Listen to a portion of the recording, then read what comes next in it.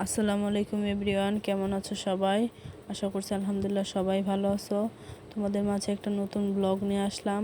আজকের ব্লগটা হচ্ছে আমি কিভাবে পায়েস রান্না করব সেটাই তোমাদের সাথে শেয়ার করব।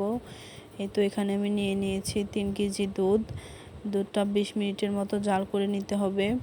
এই তো এখানে 20 মিনিটের মতো জাল করে তারপর এখানে দিয়ে দিয়েছি 2-3টা এলাচ, তারপরে একটা তেজপাতা, তারপর এখানে চাল দিয়ে দিলাম। আজকে আমি রান্না করব হচ্ছে গুড়ের পায়েস।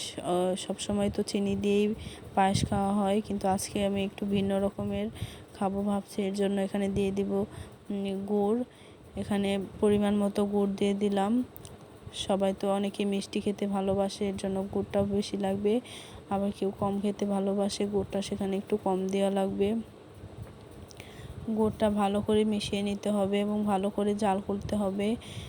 এই তো দেখো কালারটা কত সুন্দর এসেছে। এটাকে ভালো করে জাল করে নেওয়ার পরেই এই তো একটু পরেই দেখি পায়েসটা হয়ে গেছে। আমি পায়েসটা একটা সুন্দর একটা বাটিতে নামিয়ে নিলাম। এই যে দেখো, এটাই হচ্ছে ফাইনাল লুক। আজকের ভিডিওটা এ পর্যন্তই। দেখা হবে নেক্সট ভিডিওতে। আল্লাহ হাফিজ।